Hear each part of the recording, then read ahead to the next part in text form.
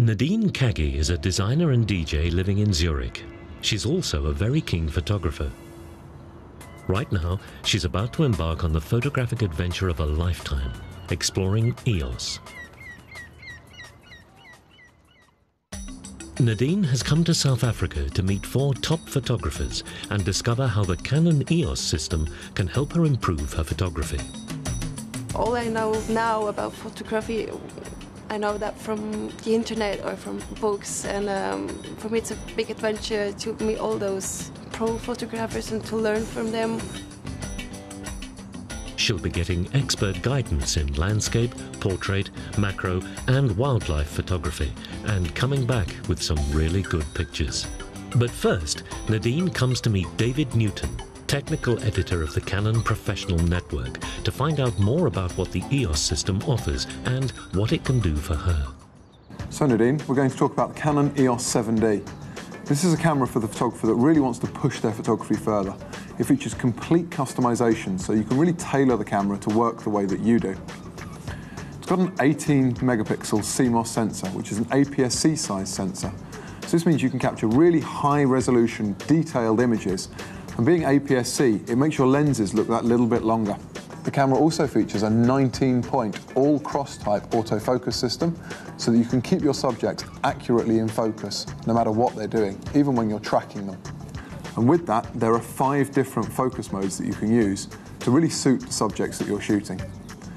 Combine this with the 8 frame per second shooting speed and the ability to shoot up to 126 JPEGs in a single burst, means that no matter what your subject does, however fast it's moving, you're going to capture the moment and you're going to get it nice and sharp. Now, when the light levels fall, you want to use the high ISO settings. So the camera can shoot up to ISO 6400 as standard, and this can be expanded to 12800 for when the light's really poor. It means you can get a faster shutter speed and still obtain sharp results, even in these low light conditions. Now, suiting a camera that's for an advanced photographer, the viewfinder is a 100% viewfinder, so you see everything that the lens sees. And it features a 1x magnification, so you get a really accurate view of exactly what your lens is seeing. For the metering, the camera features an IFCL metering system that uses focus, colour and luminance data for really accurate auto exposure. And if you don't want to shoot stills all the time, it features full HD movie shooting with user selectable frame rates. So you've got the option of 720 and 1080p for the resolution. And you can choose 24, 25, 30, 50 and 60 frames a second as your shooting speed. So you can get really advanced movie functions. Canon's known for their range of lenses, and with a complete range of over 60, there's a lens to suit almost any situation you're likely to encounter. From shooting football down the park, to portraits at a wedding, or even flowers in your garden.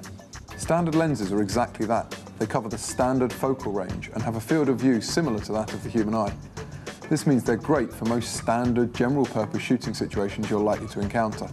And they're available as a kit lens with most EOS models, for example the EFS 15-85. Because they're useful for this general shooting situation, unless you're shooting something specific, this is the lens you probably want to keep on the camera most of the time.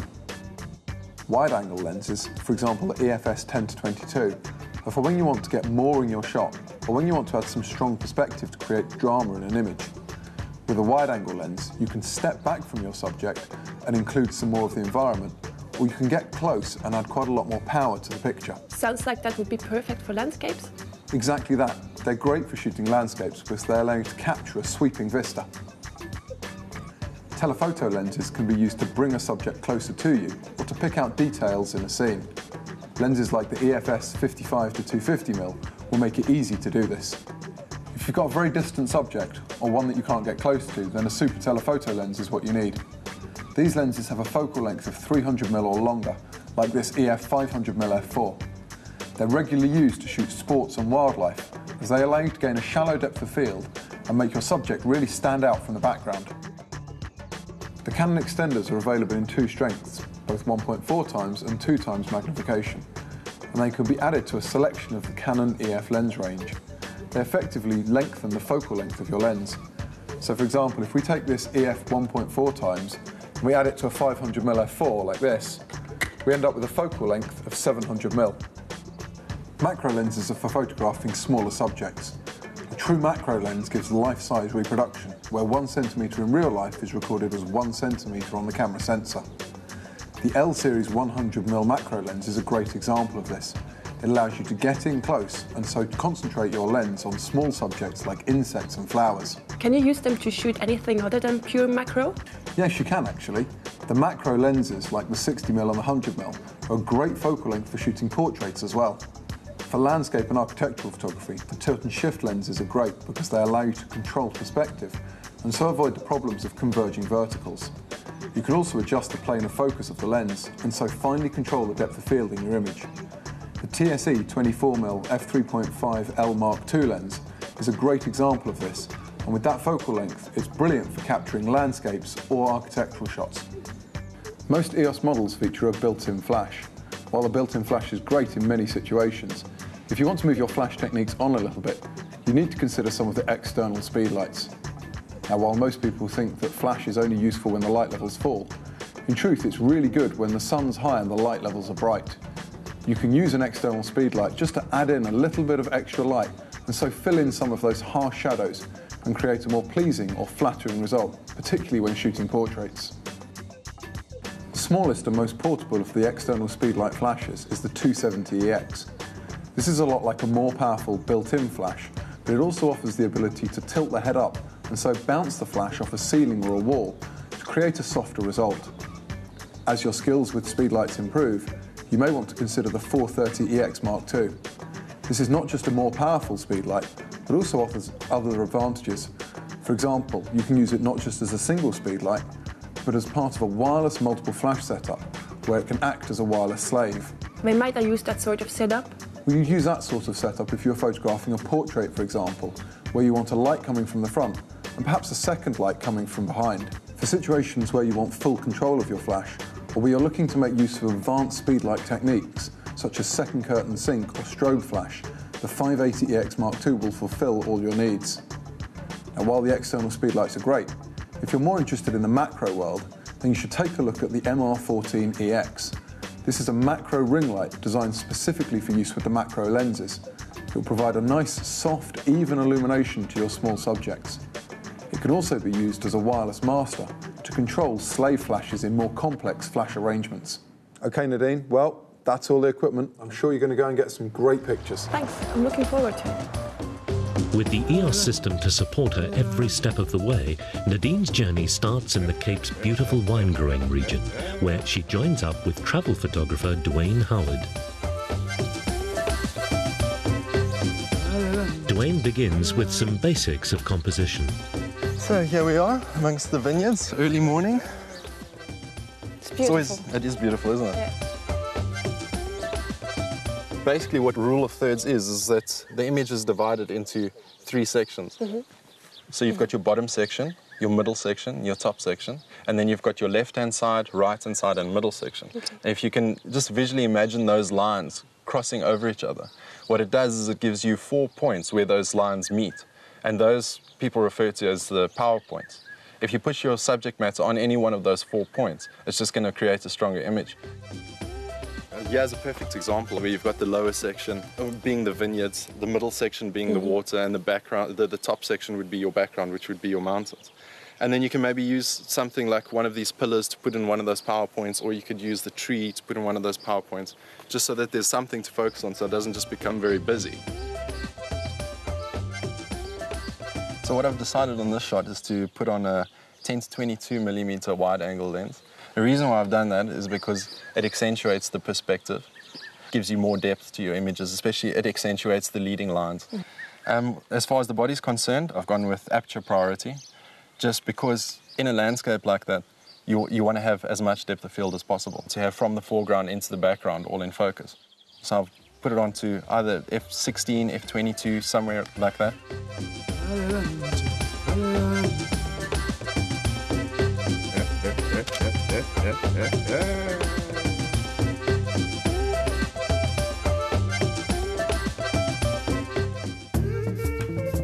I must say I found the 7D to be a particularly good camera to work with. The 18 megapixels obviously comes in very handy when shooting landscapes, because a lot of the time, especially when I'm shooting, a lot of the time I like to kind of crop in and create slightly more panoramic point of view. With the 18 megapixels you can do that.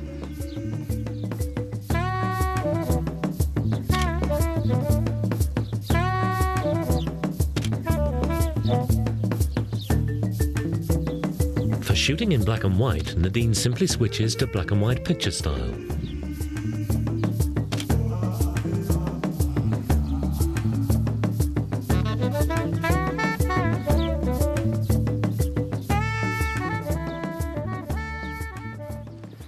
So it's lunchtime now. I think the sun's getting a bit high for us to be shooting out there. Yeah. I think the best thing to do is to take advantage of these trees and use the shade together with the mottled light coming through. A lot of the time people think landscapes, they only think outdoors, open, wide landscapes, but yeah, we've got some nice architecture that I think we can possibly use as a focal point. Yeah, it's great.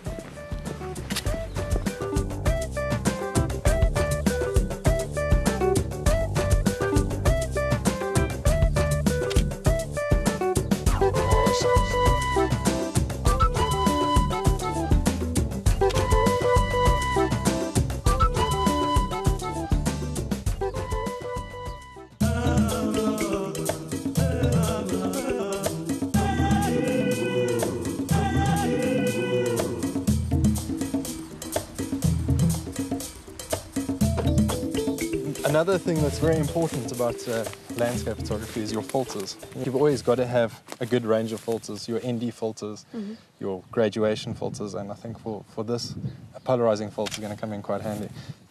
If you have a look there, if you turn it like this, you see there what it does to the blue skies. It brings out that strong blue and takes off all the glare off the green leaves. So I'm going to give you the polarizer to play with. I think what I'm going to do is I'm going to change lenses. I'm going to go on to maybe a 70 to 200, 55 to 250, just something longer to compress the perspective a little bit. Basically giving you a more graphic two-dimensional image, which I think will work quite well for this, because it becomes quite overwhelming when you've got such an amazing landscape and there's so much to photograph. What's quite nice with the long lenses, you get to pick out certain elements. Sounds good. So I think let's go ahead and do that. Let's do it. And I must say, it just feels so good in your hand. It feels like a good, strong, robust, weatherproof camera, which is great to have when you're doing landscapes. Every day I just felt confident shooting on it that I'm going to get good shots out of it.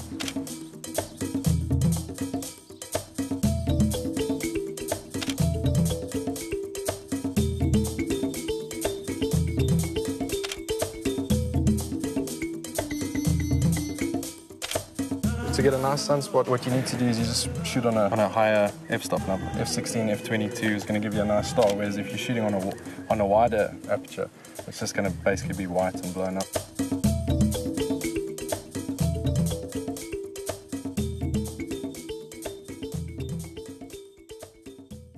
Next morning, Dwayne takes Nadine to a very different kind of scenery with its own kind of photographic challenges.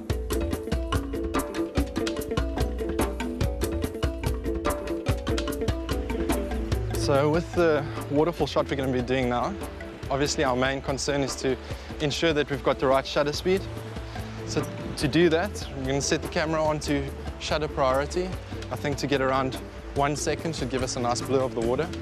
Also at the same time, we've got to keep in mind that we want to ensure that we get maximum depth of field. So because we're shooting in the middle of the day, I think we're going to have to put on a full ND filter. Shooting at such a slow shutter speed, we're going to have to make sure we're on tripod at all times, using a cable release so that there's no camera shake whatsoever. And also something to always remember is to put the camera onto long exposure noise reduction, just to make sure that if there is any noise, the camera will get rid of that for you.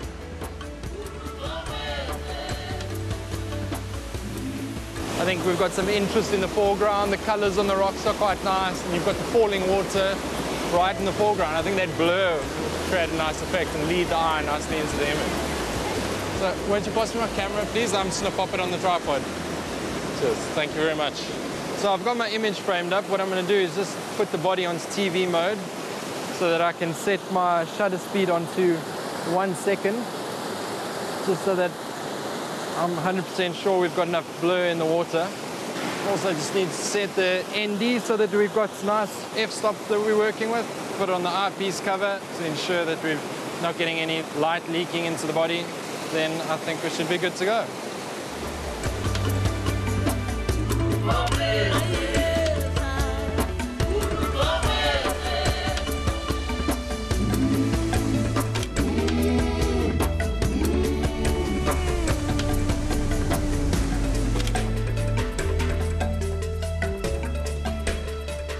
So I think we've got that shot, so let's go and find a nice spot for a sunset.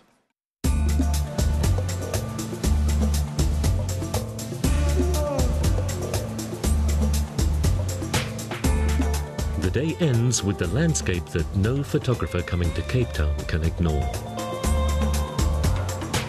I must say I particularly like the dual axis electronic level, just because I generally have a problem with my landscapes with getting the horizon right. Always land up in post trying to straighten it up a bit. And obviously with that you get it absolutely 100%. If we turn on the camera onto live view mode, if we scroll through with the info button, it'll bring up the electronic level. And I must say I'm really enjoying the live view mode, just to be able to view your image on the back of the screen, bring up your histogram, all the information. While you're sliding in your neutral density filter, you can just ensure that you've got the absolute right exposure for the shot. Oh, that looks really nice. I must say I've really enjoyed this time teaching Nadine and showing her the landscape of South Africa. And I think also it takes me back to when I used to lecture just after I was finished studying. I think it's quite rewarding when you can motivate someone into photography, which is something I have a passion for. It's nice when you can get that same enthusiasm and that same passion out of someone else. It was a big pleasure working with Wayne. He taught me a lot. I know now about the rule of thirds, how to compose. He also taught me about how to shoot directly into the sun and how to get a nice picture out of it. So I really learned a lot from him.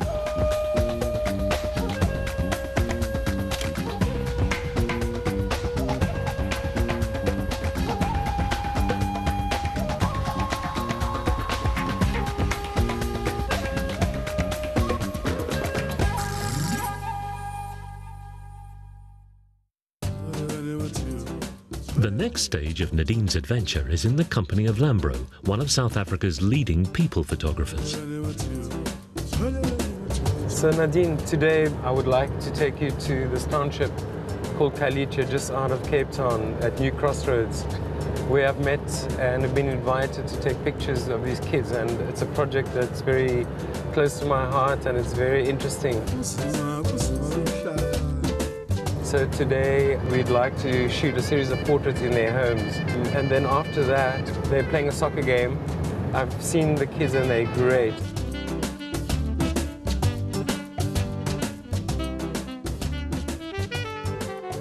So Nadine, here we are in New Crossroads. We're going to visit my little friend, Sweet Short. His name's Buntu and his family, and all the kids should be waiting here for us. Hey guys, Molo Molo Kudins. Hey, this is Sweet Short. Nati, Kagiso, how's it, KG? Hey Buti, how's it? Hola. Thank you. What's up? Wow, Abigail, with such a beautiful house. Nice, thank you. Using a Canon Speedlight 580 EX2 flash unit set at an angle, Nadine is bouncing extra light off either the ceiling or wall. This can give a softer, more natural and flattering light on her subject when used as fill flash.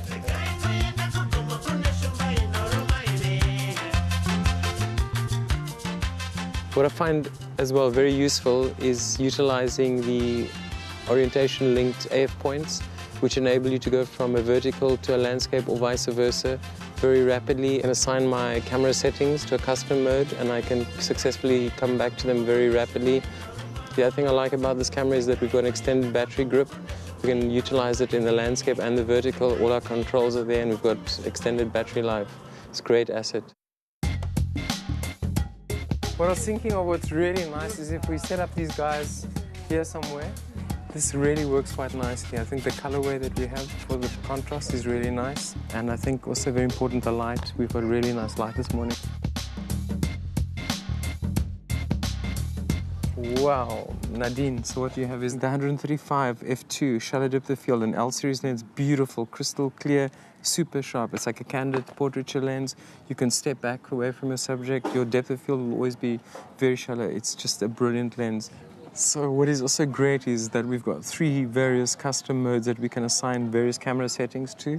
The one very important one is the autofocus orientation. Also, when we change the camera from the landscape to the vertical, the AF point is changed automatically by the camera. Yeah, would you like to shoot some pics? Let's see how it goes. Oh, yeah. Okay, guys, please look at me. Oh, that's nice. I like that composition very much. I mean, as a possibility, what could also work if you try vertical, I think that could also just change your whole idea of how it looks. And because you have 3 kids, it's great. So try if you want. Yes, let's try. Okay, good.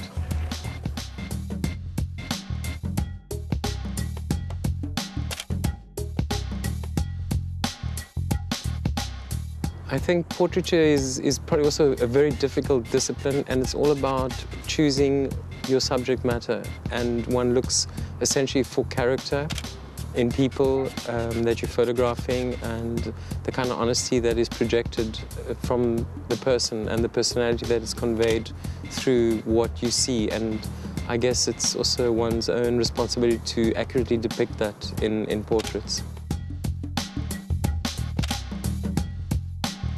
So what drew me particularly to portraits and sports, although they kind of on the other side of the spectrum, they have lots of things in common. For me, sports is an action moment where you capture vital energy in movement, whether it's soccer, rugby. And then we go to portraiture. Portraiture is all about people and relating to people in the context, showing the honesty, the emotive quality that people have, and I have an affinity for working with people, so I'm really drawn to portraiture. They then get the chance to put the camera through its paces shooting action as the new Crossroads superstars take on one of their local rivals.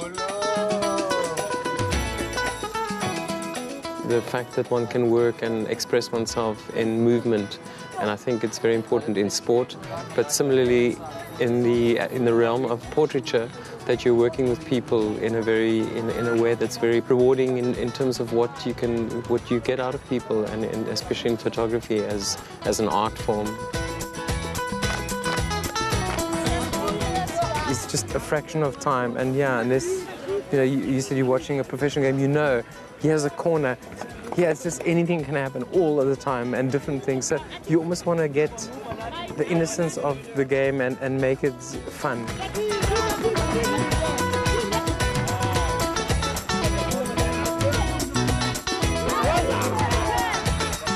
Nice one.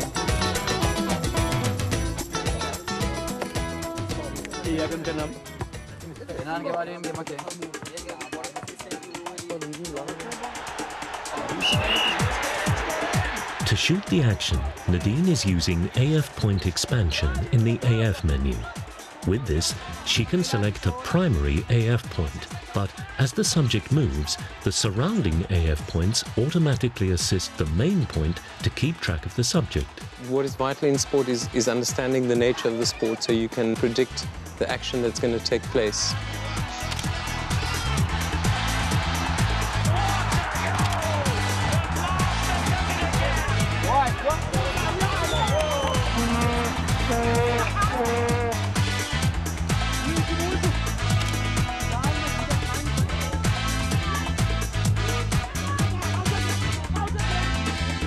For me, in action, it's very important to capture the central moment. So it's something that's almost suspended in animation. It's the flight of the ball before it enters the net, or the moment of the impact of the ball.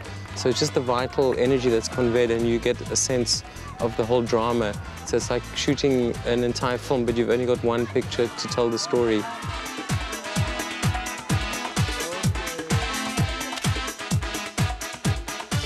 After the match, Nadine and Lambros celebrate the team's victory with a portrait at their school. I think to connect with your subject in portraiture is vital, and I think it takes a lot of time in fomenting a relationship and an honesty, which then opens the channels for one to get the results that you wish to get. Okay, so let's shoot it. Okay, Nadine, since we are using this camera now and it's got the integrated flash transmitter, you can have multiple flashes. So with this 430EX, it's really beautiful because they're very powerful little units.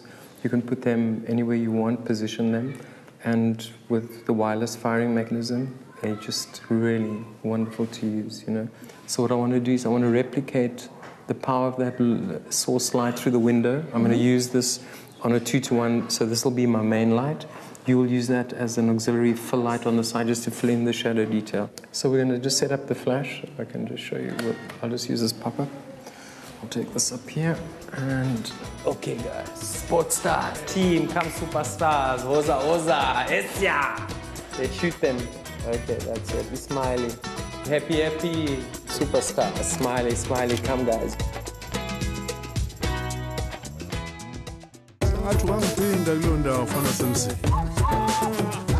After the vibrant life of the township, Nadine experiences a complete change of pace as she meets well-travelled nature photographer Paul Brehm in the tranquil surroundings of Kirstenbosch Botanical Gardens.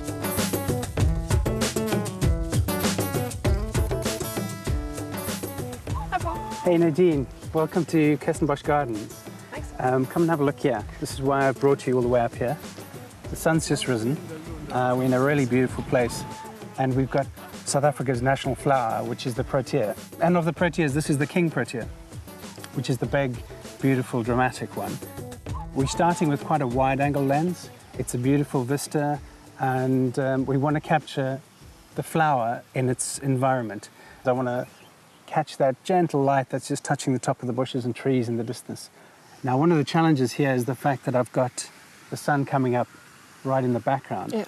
Now, on this particular shot, I don't actually want to look right into the sun, but I do want all that beautiful backlight. Right, Nadine, what I've got here is the combination of the 7D and a 100mm macro lens. Okay, and what I'm going to show you now, in particular, is called Spot AF, and we use that to get that precise focus on what we, because in macro there's so many little details. You want to make sure that what you're looking at is what you focus on. So if you look through the viewfinder now, you can and depress the shutter halfway. Yeah. You'll see a little block in the middle, Exactly. and a slightly bigger rectangle around that. That rectangle is what the camera will focus on. Exactly, just that tiny spot. Now you can scroll through and move your focus point to any one of those. Okay, and so you can frame your camera up, and then even if your subject is down in the bottom right corner or top left, that's what it's going to focus on that little block. The other thing that I wanted to show you is called AI Servo. What it's going to do is it's going to lock onto the subject, and it's going to track with it. It's going to lock focus and track with it. So today we've got quite a windy day, so the subject is moving, sort of swaying back and forwards. So if you look through there and you focus on it, and as it moves, you'll notice that the camera tracks the focus as it moves and maintains that focus, so you'll always get that sharp shot. Okay, there we go, we take the shot.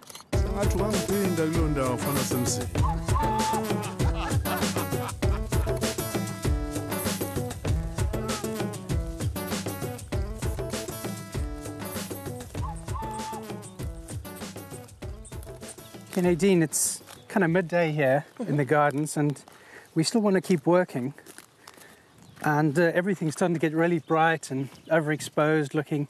So what we're going to do is put the camera to the test and use the highlight tone priority. Okay. Okay, Nadine, I've got the camera now framed up on a very bright flower, and the petals are very bright and appear overexposed. So what I'm going to do is I'm trying to get the shot and see what the exposure's like, but I think the camera's going to find it quite challenging. Okay, come and have a quick look there. You can see the white of the petals.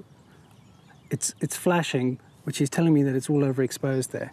So what I'm going to do is I'm going to use a function called highlight tone priority. And highlight tone priority, we're going to put it on enable. And let's try the same shot again and see the results.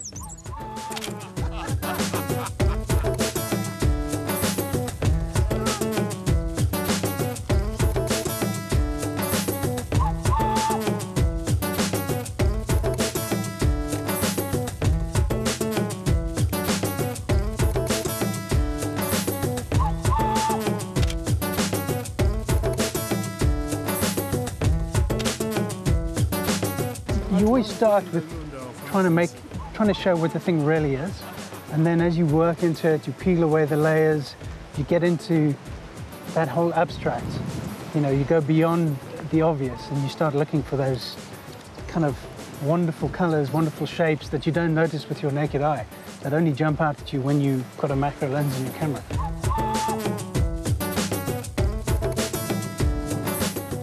Hey Nadine, I see you trying to get some shots here of this flower, and for this I see you looking into the light, so everything's backlit. So what's going to happen, you're going to end up with quite a lot of contrast.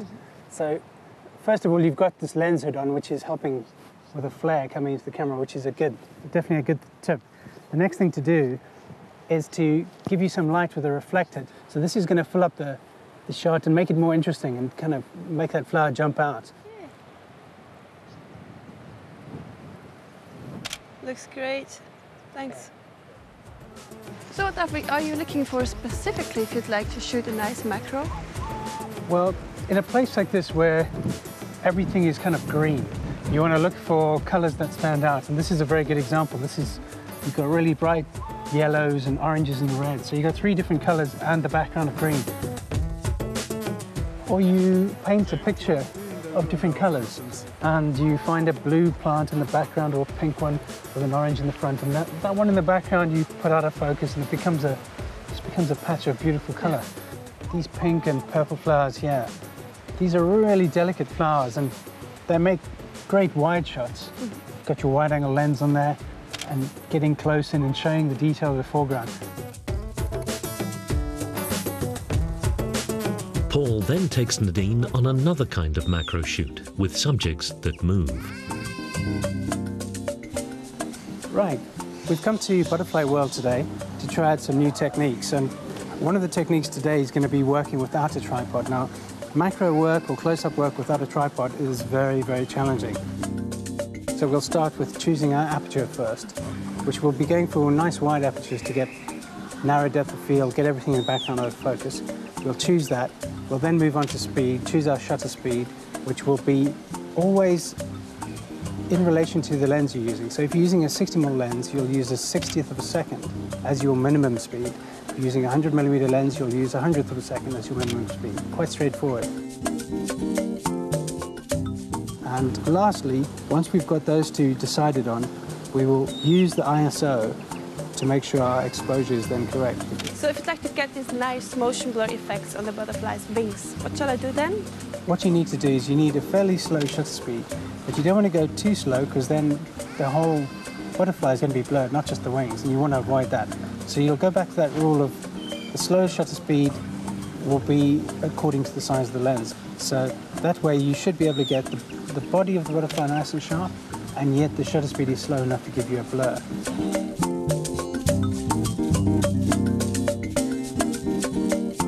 We've come to a butterfly farm to help replicate the conditions you might find in a forest, which is dark and gloomy and really quite challenging to take pictures in. So we've got a ring flash here. Now, this ring flash is going to fill in the foreground a bit for us and really bring out the subject. The other thing with this ring flash is that I can set the ratios. I can put a little bit more light on the left or the right, or I can turn it and make it top and bottom. So those are really useful things. Yeah. Now, butterflies have got really good eyesight, so they're very sensitive to our movement. So we've got to be very slow, creep in close, and then try and get that shot. The key thing is when you're coming out, be just as careful because you may need to go get another shot. So don't disturb it going in, don't disturb it coming out.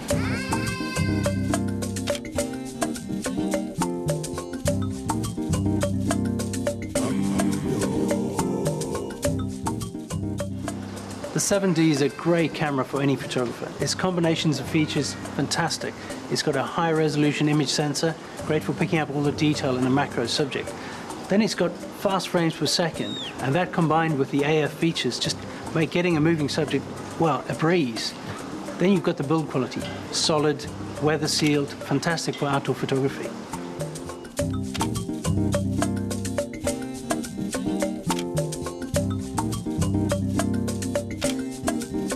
The camera made it really easy for me to take some great macro photography. I'll go and do some more, definitely.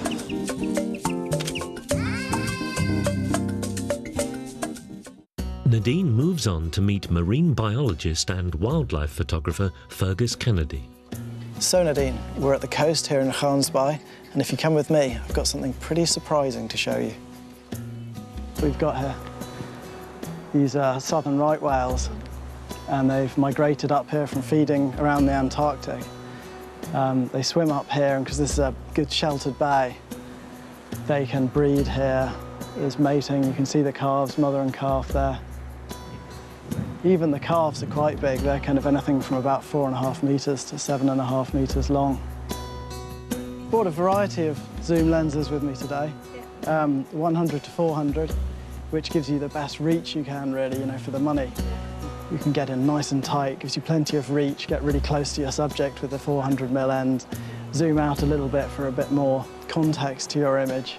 But you don't always have to have this, you know, really powerful telephoto or a powerful zoom. You can go for a more versatile lens like the 18 to 200, which will give you that really good range. Like, you can go for a much wider view like this. We've got the subject really nice and close, and you can get a kind of environmental portrait with a bit of the surroundings in. You can get the kelp here in the foreground, the beaches in the distance, and the mountain. And so that's a great one. Or, of course, the 18 to 55 plus the 55 to 250. That's also a really versatile combination for wildlife. You know, a lot of wildlife doesn't need these really powerful ones. Probably best to use it with a polarizer today to get rid of the reflection on the water and get a bit of colour back into the sky. Let's see if we can get some shots of this mother and calf interacting.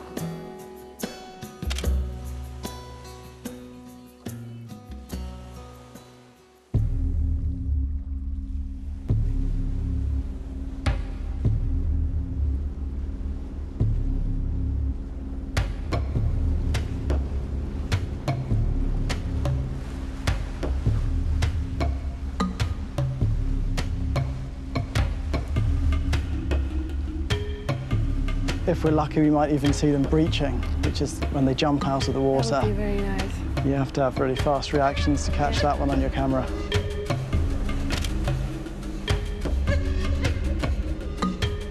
All of these lenses have got image stabilization on them. So that's really handy, particularly on a boat. But with the image stabilization, that's great. You can still shoot at a relatively low shutter speed and get some really nice, sharp shots. Pretty special to be able to see them that close. Yeah, this has got to be mating because they're lying on their sides and their tails are sticking out sideways. See the paler patches they've got near the head? These are callosities, and if you can get a really tight photo of those, the pattern of the callosities is almost like a human fingerprint.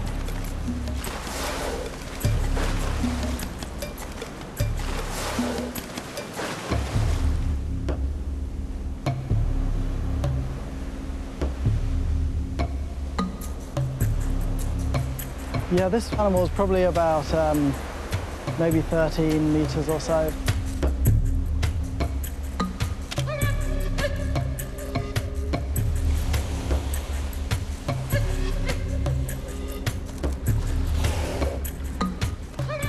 No photographic trip to South Africa would be complete without shooting some of the country's fantastic array of wildlife. So Nadine's final expedition is to a game reserve. We're at Buffelsfontein Game Reserve. The sun's just coming up. It's a fantastic place, and we should get some really special shots in this light.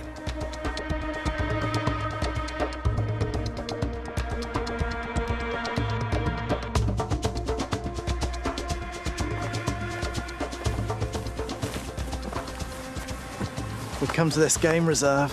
Fantastic morning, and here we are on a lovely high spot. We get panoramic views of this whole habitat. You can see a group of wildebeest. I think there are some zebra there as well. So in a minute what we're going to do is take the vehicle, get as close as we can. Want to be really careful to always approach from downwind because they catch your scent very easily. And we've got some lovely light today, so we should get some fantastic shots. The 7D is a fantastic wildlife camera. It's dependable, it's rugged, and it's really customisable to suit your needs in any particular wildlife situation. It's a camera I can really rely on. Stabiliser mode 1 is the one you'd normally use for static subjects, general shooting, if you're using a fast shutter speed. But if you want to get a bit of motion into your photos, real idea of movement, then what you can do is switch on to mode 2, use a slower shutter speed, and pan with the camera following the movement of the animal. The way it actually works is that it stabilizes the camera for up and down movement, but not for lateral movement. So if you're following the animals, you don't get that up and down shake, but you do get the motion across the picture. We've got some Cape buffalo over here. Can you see them just over there? Yeah. So hopefully we'll be able to get a bit closer to them and get some nice shots.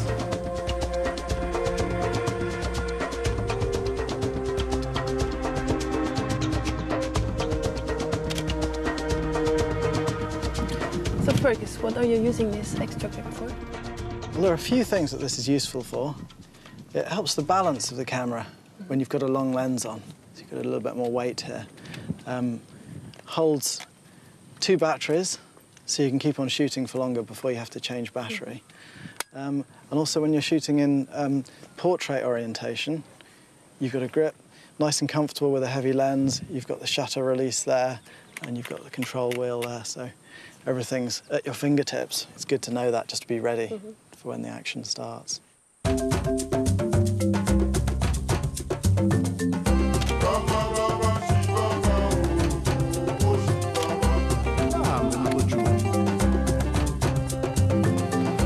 There's a bontebok over there. That's an interesting animal. In 1930, there were only 27 of those left. Now the populations are quite healthy again. It's a conservation success story. As a final challenge, Fergus takes Nadine and her camera to shoot birds in flight.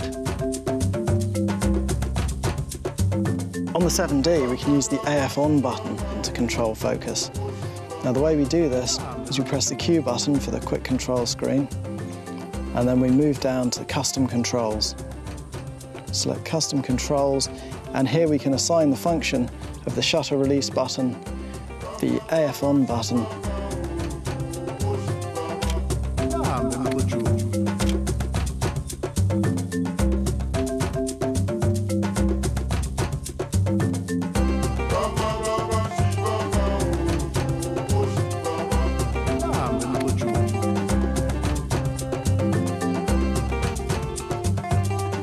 The kit lenses can be very versatile for a range of different wildlife situations.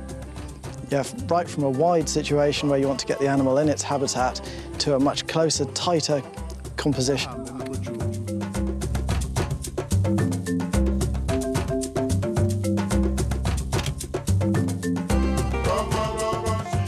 What I enjoyed most during those 2 days with Fergus was his huge knowledge about the wildlife. He told me how to approach the wildlife best and to predict how they're going to behave, and that helped me a lot to get some really, really nice shots. And I hope the whole trip has been really useful and informative to you, and good luck with your photography in the future. I enjoyed my trip to South Africa a lot. I had a really wonderful, nice, overwhelming, superb day. The photographers helped me a lot, they showed me a lot. I think I can take back a huge backpack of knowledge for photography back home to Switzerland, and I think these days took me to a next level in photography. If you'd like to continue your photographic journey and find out even more about the EOS system, take a look at the extras on this DVD or visit the Canon website.